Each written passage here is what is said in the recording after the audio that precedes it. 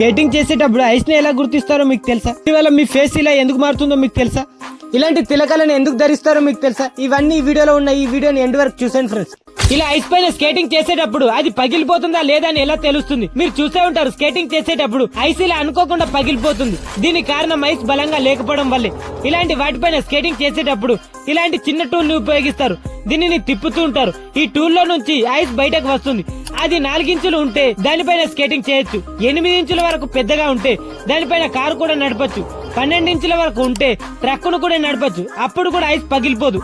మీకు తెలుసా, పెంగ్విన్స్ మనుషులతో అస్సలు భయపడదు. పెంగ్విన్స్ ఎక్కడైతే ఉంటాయో అక్కడ వాటికి ఏ ప్రాబ్లం ఉండదు. సీ లైన్ నీటిలో ఉంటుంది. పెంగ్విన్స్ నీటిలోకి వెళ్ళినప్పుడు అవి దాడి చేస్తాయని భయపడుతూ ఉంటాయి. కానీ ఇవి భూమి మీద ఉన్న ఒక్కదానితో కూడా భయపడదు. ఇవి మనుషుల దగ్గరికి వెళ్ళినా కూడా వాటికి మనుషులు ఏమి చేయలేరని అనుకుంటూ ఉంటాయి. అందుకే ఇవి మనుషుల మధ్యలో తిరుగుతూ. మీరు మీ నుదుటి పైన టేప్ పెట్టి మైక్రోస్కోప్ లో చూస్తే మీకు ఇలాంటి పారాసైట్స్ కనిపిస్తాయి. దీని పేరు డెమోడెక్స్. వీటితో ఏ ప్రాబ్లం లేదనుకుంటే అది తప్పు. ఇవి ఎక్కువగా పెరిగిపోయినప్పుడు మీ ముఖం ఇలా అయిపోతుంది. మీరు మీ ముఖాన్ని ఎంత బాగా క్లీన్ చేసుకున్నా ఇవి మాత్రం మిమ్మల్ని వదలవు. ఇవి మీ స్కిన్ ఎయిర్ ఫాల్స్ లో ఉంటాయి. అవి సీబామ్స్ ని తిని బతుకుతూ ఉంటాయి. మన హిందువులు వేర్వేరు తిలకాలను ఎందుకు ధరిస్తారో ఇప్పుడు తెలుసుకుందాం.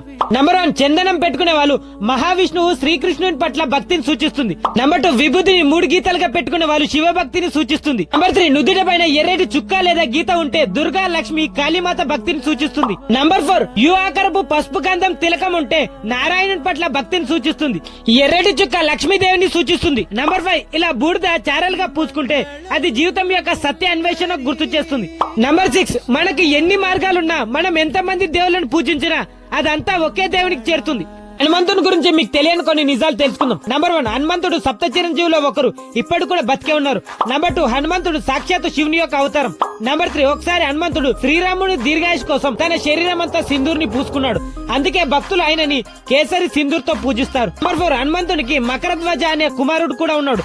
అతను చెమట నుంచి జన్మించాడని చెప్తూ ఉంటారు. నంబర్ 5, హనుమంతుని చిన్నప్పటి పేరు మారుతి.